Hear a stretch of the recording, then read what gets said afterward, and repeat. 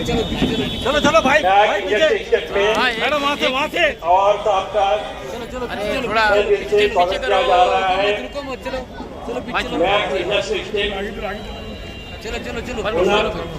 और कामगार जल्दी जितेंद्र और लेट वाले ही हैं। स्वागत किया जा रहा है। चलो रुको मत, पीछे दिख नहीं रहा ना।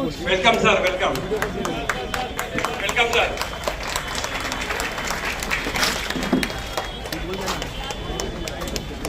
और आपका सब लोग तय दिल से स्वागत करो हमारे लड़के जितेंद्र अवार्ड साहब।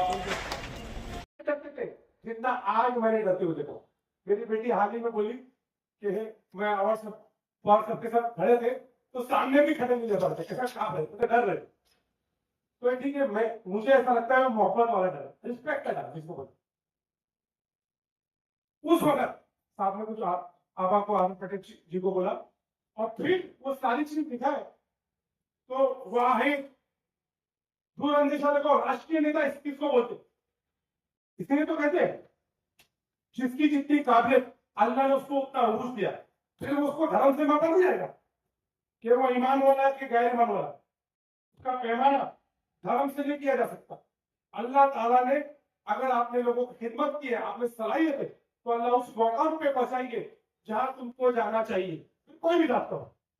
उस मकाम पर राष्ट्रीय नेता की काबिलियत देखो, वो आए और उन्होंने सब देखा और उन्होंने ऐसे कहा तुमको फैसिलिटी क्या दो, तुम कंज्यूमर को क्या करो। तो फिर सर उन्होंने भेजने को तो दो लाइन में उन्होंने बोला एक काम करो, पहले 3 से 6 महीने के अंदर उनको लोड शेडिंग जीरो करो और फिर उनकी वो देखियो बिल की आता करिए। इतना ही बोल के वो 15 मिनट में डॉक्टर जितेंद्र अवार्ड में मौजूद थे, सब बड़े नेता थे। शरद पवार साहब मीटिंग खत्म करी। मैं देख रहा था कि शायद वो वो सिर्फ देखते रह गए और कुछ तो चाहते थे कि रोके, लेकिन किसकी हिम्मत है शरद पवार को रोकने की। महाराष्ट्र की राजनीति में आज जब नरेंद्र मोदी जी और अमित शाह जी की आज भी नई पावर चल पा रहा है, तो उस वक्त किसकी हिम्मत होगी। पवार साहब जब एकदम फिट, आज भी उस बंदे से किसकी हिम्मत है महाराष्ट्र के सामने आने की। एक ही लड़ाई है, एक ही दीवार है महाराष्ट्र में, जो है शरद पवार। तो हमें उस वक्त मुंबई कोस्टा को लोड शेडिंग उस वक्त जीरो हुई, उसका मुख्य देन जो थी शरद पवार जी। तो मैं एक ऐसा इसलिए बता हूँ पुराना होना, लेकिन यहाँ पे सभी हिंदू मुसलमान सिख ईसाई सब लोग देखिए बात ध्यान देते, डेवलपमेंट, रास्ते, पानी, लाइट, सारी चीज हो। लेकिन आप देख रहे आज हमारे शहर में ये इंडस्ट्री कब से बना है। गली गली डॉक्टर जितेंद्र अवार्ड ने इतना खूबसूरत रास्ते बनाया। हम हमारा व्यवसाय बढ़ा, सबका व्यवसाय बढ़ा, कंज्यूमर बढ़े। ये कारण ही है कि मुंब्रा कोस्टा का डेवलपमेंट हुआ है और ये सब लोग गवाही दे सकते हैं। लेकिन इस वक्त देश की क्या जरूरत है। इस वक्त देश की जरूरत है भाईचारा। भाईचारा की जरूरत इसलिए है कि देश टूटने की राह पर लोग लेके जा रहे हैं, जात के नाम पे लड़ा रहे, धर्म के नाम पे लड़ा रहे, और हिंदुस्तान में चंद लीडर है जो देश की एकता और विचारधारा को पकड़ के रखेंगे। ऐसे चंद 5 या 10 लीडर होंगे जिसपे डॉक्टर जितेंद्र अवार्ड जी का नाम हो। इसलिए मैं बोलता हूं अपने भाषण में कि डॉक्टर जितेंद्र अवार्ड जी वो लीडर है जो दिल्ली के भी नेता है और दिल्ली के इंडिया अलायंस के भी नेता है। तो आज हमें फख्र है कि हमारे पास वो एमएलए है, वो लीडर है जो महाराष्ट्र के अंदर, देश के अंदर मुंबई की आवाज बोल सकते है कि नहीं। तो मैं ज्यादा नहीं कहूंगा, मैं अपने अध्यक्ष, हमारे अध्यक्ष शमीम खान जी को आने के लिए बोलूंगा, फिर अवार्ड साहब अपने ख्याल कर लेंगे। नमस्कार तमाम भाइयों को जिन्होंने इस प्रोग्राम को ऑर्गेनाइज किया, खास करके हमारे दोस्त यूसुफ भाई शेख साहब, अशफाक भाई और उनके साथ में उनकी पूरी टीम, मंच पर उपस्थित हमारे हर दिल अजीज लीडर डॉक्टर जितेंद्र अवाड साहब और मेरे सामने बैठे हुए मेरे तमाम नौजवान साथियों और बुजुर्गों, हम सब इस बात को जानते हैं कि 2024 का विधानसभा का इलेक्शन मुंबई और महाराष्ट्र में चल रहा हो। आपसे पहले 2009 में जब डॉक्टर जितेंद्र अवाड साहब आपके बीच में इलेक्शन लड़ने के लिए आए थे, तो तकरीबन 21,000 समथिंग वोटों से उन्होंने मुंगा कलवा से लीड किया था। उसके बाद 2014 में समथिंग 47,000 कुछ वोटों से लीड किया था। 2019 में शेख साहब समथिंग 78,525 वोटों से उन्होंने कामयाबी हासिल की थी। लोग कहते हैं यूसुफ भाई कि क्या काम किया डॉक्टर जितेंद्र अवाड साहब ने, वो विकास पूछते हैं उनसे। मैं समझता हूं सबसे बड़ा विकास यही है, सबसे बड़ी उनकी खिदमत यही है। सबसे पहले उन्होंने आपके दिल में अपने लिए जगह बनाई, उसके बाद शहर के हर तरह के कामों को लेकर के उन्होंने पूरी कोशिश करके शहर को 2009 का मुमरा और आज 2024 का मुमरा कितना फर्क है, इसे मुझे बताने की जरूरत नहीं है। अगर मैं बताने चलूंगा तो मेरी तकरीर बहुत लंबी हो जाएगी, आप तमाम लोगों के सामने है। मुझे याद है मेरी कंपनी को लेकर के अभी मैंने यूसुफ भाई से पूछा कि इस इंडस्ट्रीज के अंदर टोटल कितने शॉप्स हैं। उन्होंने बताया शमीम भाई 200 अबाउट शॉप है। मुंबई शहर के 2000 बच्चे यहाँ पे नौकरी करते हैं, यहाँ पे अपने रोजी रोटी से यहाँ पे आते हैं, सुबह से लेकर शाम तक काम करते हैं, रात में अपने घर जाते हैं, आराम से उनको ट्रेन का भी सफर करना नहीं पड़ता है। ये कहीं ना कहीं से मेरी कंपनी में एक उनको रोजी रोटी मिल गई। यहां पे 2011 में जब एक्सप्रेस फीडर लगा, उसके बाद से लोड शेडिंग भी बंद हो गई। लेकिन इसके पीछे किसका रोल है, ये काम किसने कराया? मुझे आज भी याद है साहब कि हमारे पप्पू भाई, एहतशाम भाई के वालिद साहब मरहूम चाचा फिरोज अंकल आपसे बात किए थे। अशफाक भाई आपके बाजू में बैठे हुए हैं, अशफाक भाई ने आपसे बात किया था। उसके बाद आपने पूरी कोशिश कर यहां का लोड शेडिंग को बंद कराया। उस वक्त जब यहां हम आते थे तो चलने का रास्ता नहीं था, इसको डामरीकरण कराया आपने। जितना हो सका उतना आपने काम करने की पूरी कोशिश किया, लेकिन लोग आकर के सवाल करते हैं और कहते हैं कि डॉक्टर जितेंद्र अवाड को कलवा मुमरा से निकाल देंगे। मुझे अफसोस होता है इस बात पे शेख साहब कि वो कलवा मुमरा से उनको निकालने की बात करते हैं। कैसे आपके दिलों से निकालेंगे उनको? अगर आपके दिल से उनको नहीं निकाल सकते हैं तो कलवा मुमरा से कैसे निकालेंगे उनको?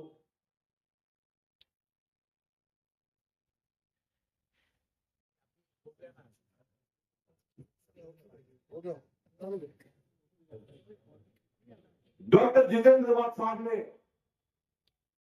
अपनी पूरी कोशिश करके खिदमत करने का पूरा काम किया। हिंदू मुस्लिम सिख ईसाई आपस में है भाई भाई, ये विचारधारा के साथ उन्होंने हमेशा आगे बढ़कर हमारे कौम और मिल्लत की रहनुमाई की। आज लोग आए हैं, लोग कह रहे हैं कि घड़ी के निशान को आप और देकर के घड़ी को कामयाब करो। मैं उन्हें पूछना चाहता हूं, उन्हीं के पार्टी के अलायंस पार्टी का वो आमदार वो कोई ना दे, जब वो कहता है कि मैं मस्जिद में घुस करके नमाजियों को मारूंगा, तो सरकार की थी अजीत का तो बड़ा डिप्टी सीएम थे, फडणवीस का होम मिनिस्टर थे,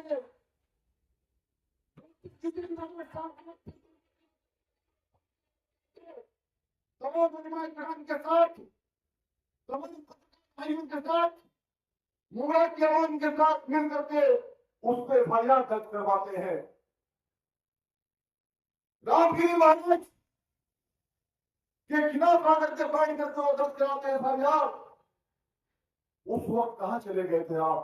आप क्यों नहीं आए मुगरा पुलिस स्टेशन में? ये सवाल करता है शमीम खान।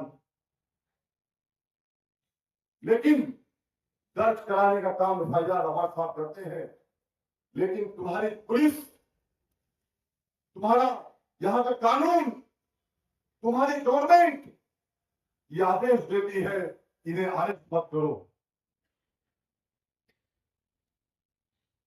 मैं यही कहना चाहता हूं कि आप उसकी बात करते हो, उस गवर्नमेंट की बात करते हो, आप जिस गवर्नमेंट के साथ में आपकी घड़ी एलायंस के साथ है, घड़ी के अंदर छुपा हुआ कमल का फूल है, और मुगला कलवा की आवाज आपको बता देगी कि कमल का फूल खत्म हो चुका है, अब उसको खुशबू नहीं रह गई है, वो सड़ चुका है, उसको कोई अपने नजदीक खड़ा नहीं करेगा। अगर डॉक्टर जितेंद्र आवाड साहब ने, हम लोगों ने आपकी खिदमत किया है, तो शमीम खान आपसे यही कहने आया है कि आपने अगर उन्होंने, हम लोगों ने काम किया है, हमारे नेता ने काम किया है, तो युवक आ गया है मजदूरी देने का। आप मजदूरी समझ करके अपना कीमती वोट डॉक्टर जितेंद्र आवाड साहब को दे करके आप उन्हें कामयाब बनाए। 20 तारीख को सुबह इंशाअल्लाह ताला आप अपना कीमती वोट दे करके डॉक्टर जितेंद्र आवाड साहब को कामयाब बनाए। इसलिए कामयाबी हम सब की कामयाबी होगी। बहुत बहुत शुक्रिया, थैंक यू। और जिन लोगों ने प्रोग्राम को ऑर्गेनाइज किया है, मैं उनका तहे दिल से शुक्रिया अदा करता हूँ। Thank you. अल्लाह हाफिज। यहाँ पे खड़े हुए यूसुफ बुखारी, शेख साहब, भाई, अजीत भाई और महेश बहुत मेहनत कर रहा था। मुझे लगा मीटिंग मीटिंग मीटिंग मीटिंग मत कर, बहुत फास्ट है, बहुत फास्ट है। बहुत फास्ट है।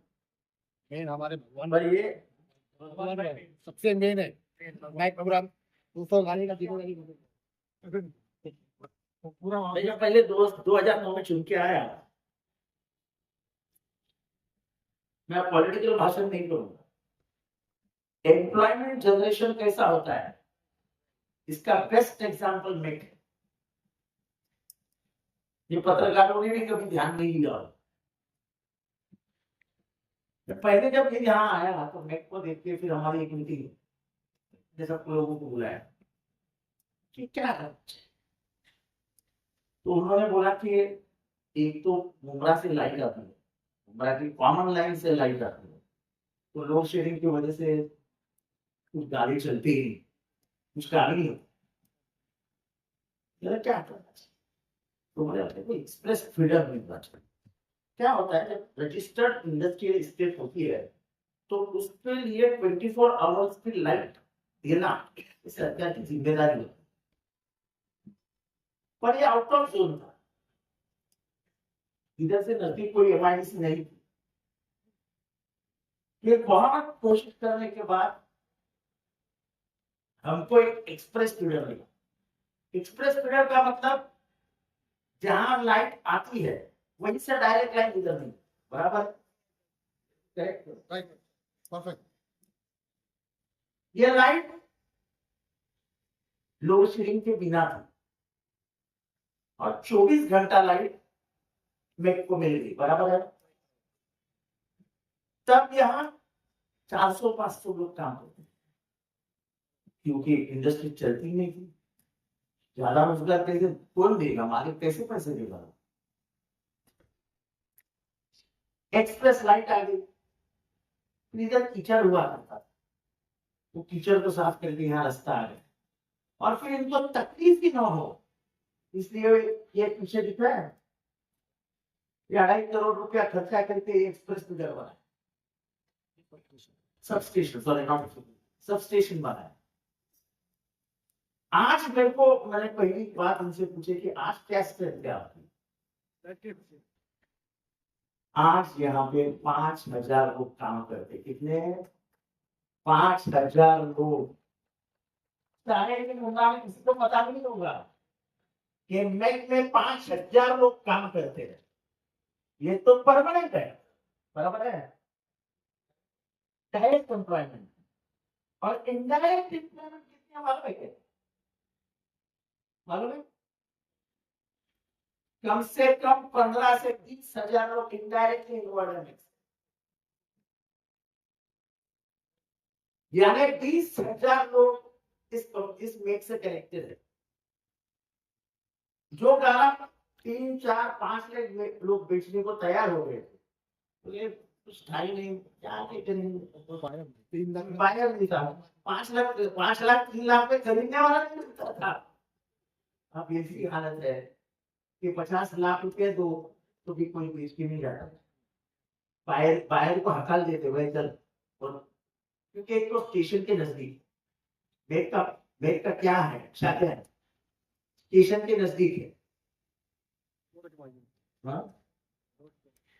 रोड के पास है, और अंदर के भी रोड अच्छे, और यहाँ कोई यूनियन की दादागिरी, लेबर कॉन्ट्रैक्ट की दादागिरी जो और जगह पे चलती है, यहाँ पे कभी भी नहीं चलती। मुझे मालूम था यहाँ पे एम्प्लॉयमेंट मिलती है, पर मैंने कभी भी नहीं बोला इन लोगों को कि मैं 10 लड़के भेज रहा हूँ उनको काम पे लगा, बोला कभी आपको? मैं इसमें इंटरव्यू नहीं करता हूँ, आता ही नहीं। मेरा एक ही सपना था कि ये जोर से चले। आज 20,000 लोगों का यहाँ रोजगार मिलना ये क्या कम है? अभी एक ऐसे ही इंडस्ट्री की जरूरत है, एक बड़ी जगह हमको लेनी पड़ेगी और ऐसी इंडस्ट्री फिर से और एक खरीद करनी पड़ेगी, क्योंकि मुंब्रा इज फेमस फॉर जड़ी बूटी का काम and handiwork and labor oriented jobs. Labour oriented jobs, क्योंकि यहाँ लेबर सस्ता मिल सकता है, घर के नजदीक पड़ सकता है, 8 घंटे की ड्यूटी की, 4 घंटे में घर जाके खाना खाए, फिर आए काम किया, फिर घर। पर मुंब्रा के किसी भी एरिया से 15 मिनट का रास्ता है स्टेशन। तो ये मुंब्रा जो लोग बोलते हैं ना, क्या किया क्या किया क्या किया क्या किया, ये लोग क्या किया? ये यूसुफ भाई मेरे बहुत अजीज दोस्त है, बाहर के लेबर कॉन्ट्रैक्ट में क्या क्या होता देखा है मालूम है? लेबर कॉन्ट्रैक्ट पुणे में हफ्ते का हफ्ता एक्सटॉर्शन का सबसे बड़ा जरिया बन गया है। कम से कम 20 मर्डर हुए लेबर कॉन्ट्रैक्ट, और यहाँ एक आपके तरफ सामने अंदर खड़ा है जो ये इधर से भी अंदर नहीं आया कि मेरे दोस्त भूख लगा रहा, कभी भी इनको मैंने दरवाजे पे नहीं बुलाया कि क्या करते हो। मेरे हर आदमी को बोलो कितने गाले 200, मेरे 3 आदमी ले लो हर गाले में, 600 ऐसे ही लग जाते थे। और इससे इंडस्ट्री का विकास नहीं होता, इंडस्ट्री मारी जाती है। आज इंडस्ट्री का विकास क्यों हो रहा है? मेहनत करने वाले लोग बैठे हैं, वो आके मेहनत करते और चले जाते, और फिर इनको भी प्रेशर नहीं है कि जितेंद्र आव्हाड का काम करना। इनको मालूम है कभी मुसीबत आई जितेंद्र आव्हाड की बेल दबाव काम हो जाए। इस बात से नहीं खुशी। ये इसको कहते हैं डेवलपमेंट। ये मुमरा में और करना पड़ेगा। जो हमारे बेकार नौजवान है तो नौकरियां नहीं है, उनको ये मैं बता देता हूं कि आप जरा मैक कंपनी में आइए, अपनी अर्जी लेके जाइए इनके पास, आपको कुछ ना कुछ लेबर वर्क मिल जाएगा। और मेरे ख्याल से पगार कुछ कम नहीं रहेगा ना, क्योंकि ये इंडस्ट्रीज है ना, इसमें मिनिमम वेजेस एक्ट तो लगता ही होगा। मिनिमम वेजेस एक्ट के नीचे तो आप जा ही नहीं सकते।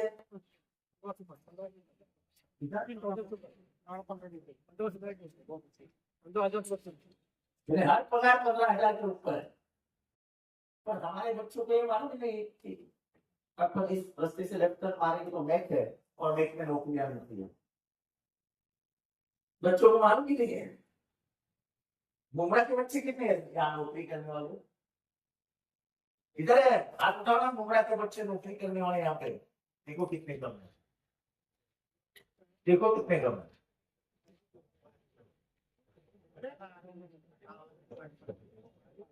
हमारे हाथ में नौकरियां है, लेकिन यहाँ पसीना बहाना पड़ता है। ये बात समझो, यहाँ पसीना बहाना पड़ता है। ओनर साथ में काम करता है, यहाँ पे ढाई रखी होगी, यहाँ पे मशीन होगी जिसकी हीट होती है, काम होता है, मेडिसिन काम होता है, फार्मास्यूटिकल का काम होता है। मेरे ख्याल में मेरे अंदाज से वो ये भी बनता है। प्लास्टिक में तो बहुत गर्मी होती है। फिर आयरन रिलेटेड बैंक है, बैंक के अंदर क्या क्या छोड़ो, कॉल सेंटर भी। तो ये होता है डेवलपमेंट। आप लोगों ने ध्यान नहीं दिया, कि मेरी गलती नहीं है, पर इसके बाद मैं मुमरा वालों से कह रहा हूँ कि यहाँ एक तुरंत सब मालिक लोगों की एसोसिएशन बनाएंगे और उसको मुमरा वाले से कनेक्ट कर देंगे, तो पहली नौकरी मुमरा वालों को मिलेगी। स्थानीय ना नौकरियां दिया, ये महाराष्ट्र का जो स्लोगन है वो आप पूरा करें। और जिसका मेरिट है उसको पहले नौकरी दो। मैं ये नहीं कहूंगा कि वो सीनियर ले लो, कुछ फायदा नहीं होगा। मेरिट है ले लो, और मुमरा के बच्चे लोगों को पहले नौकरी, जो हो गया चलो। इसलिए मुझे बहुत फख्र है कि एक ऐसी इंडस्ट्री मैंने बचाई, उसको पाला, और आज वो बड़े बड़े अच्छे घरों को इसको इंडस्ट्री बढ़ाने आ रहा। अब ये इंडस्ट्री बढ़ानी पड़ेगी। कि अभी जो 4,000 लोग काम करते, 5,000, हमको कोशिश ये करनी है कि इंडस्ट्री बना के 20,000 लोग काम करें, और 20,000 के ऊपर हमेशा इधर 5,000 अगर लोग काम करते डायरेक्ट, तो इनडायरेक्ट 15 से 20,000 है। अगर हम 500 करेंगे इनडायरेक्ट, 15,000 करेंगे डायरेक्ट, तो इनडायरेक्ट 60,000 हो जाए। क्या फिक्र किया आपने? ये सोच चाहिए। यूसुफ बोल मेरे को आप क्या बोला कि ये और इंडस्ट्रीज हमको यहाँ पे खड़ी करनी है आपको। और जो माड़ा है, जो घर बनाता है, जो माड़ा is famous for housing development. तो अवार्ड साहब को मैं बोला कि सर आप मिनिस्टर बनने वाले हैं और आपको ये माड़ा इंडस्ट्री का खड़ा करना है और इंडस्ट्री खड़ी करनी है। यानी माड़ा में तुमने अच्छा काम किया है, वैसा अच्छा काम इधर करो तो ये बढ़ जाएगी। ये यूसुफ भाई का कहना है। यूसुफ भाई मिनिस्ट्री तो हमारी गवर्नमेंट तो बनी रही है, और मुझे इतना मालूम है कि शरद पवार जी पहले 5 में मुझे दे गया। कोई चिंता मत करो, जो मेरे हाथ में है फेंक दूंगा, बांट दूंगा सब। मुझे खुद के लिए कुछ नहीं चाहिए, बहुत मिला है। किसी को भी नौकरी देना, इससे बड़ी अच्छी बात कोई नहीं हो सकती है। क्योंकि वो तनख्वाह जब घर पे लेके जाता है तो सबसे खुशी ज्यादा किसको होती है? माँ को, कि घर चलाने का कुछ जरिया मिल गया। और माँ की खुशी और उसकी खुशी एक बराबर। तुम्हारे घर में अगर खुशी जाती है तो मैं भी खुश। तो ये पॉलिटिकल बात मुझे नहीं करनी है कि बीजेपी क्या कर रही है, वो क्या कर रही है, वो क्या कर रही है। बीजेपी कुछ नहीं कर रही है। आज जीडीपी है ना, आपको समझता है जीडीपी कितना गिरा? जीडीपी पहली बार 13 के नीचे आ गया, 2.5 से गिर गया।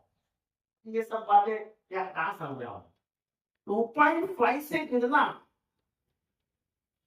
बोले तो कहीं अब्जों का नुकसान हुआ, कहीं अब्जों का। हमारा ध्यान किधर है? हम तो धर्म जात की राजनीति में उलझे हुए हैं। इस देश का पैसा कहां गया हमको मालूम ही नहीं। लेकिन इस देश के जो हालात है, महाराष्ट्र के जो हालात है, वो आप नहीं जानते हो। पुलिस को पगार नहीं मिला है। यही हालात रहे तो अगले महीने में सरकारी कर्मचारियों को पगार नहीं मिलेगा। ये हालात है महाराष्ट्र के। तो मैं और कुछ नहीं बोलना चाहता हूँ। मुझे बहुत खुशी है।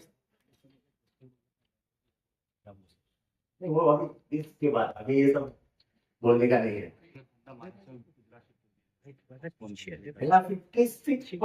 56 कंपनी वो गुजरात लेके गए और अच्छी अच्छी बड़ी कंपनी। क्योंकि हम दिल्ली से हम घबराते हैं। पहले दिल्ली को हम लड़ते थे, अब दिल्ली को घबराते हैं। और इसलिए जी हुजूर, जी हुजूर, जी हुजूर, हमारा गवर्नमेंट लाओ, जी हुजूरी बंद हो जाएगी। जो 56 कंपनियां गई है वो वापस आएगी और एम्प्लॉयमेंट बढ़ाने का काम हम जरूर करेंगे। गवर्नमेंट हमारी लाओ। इतना ही कहता हूँ। आपने हर बार मुझे यहाँ पर चुना है, इस बार मेरी निशानी क्या है बताओ? बताओ बताओ, बताओ पीछे से जो निशानी है वाला।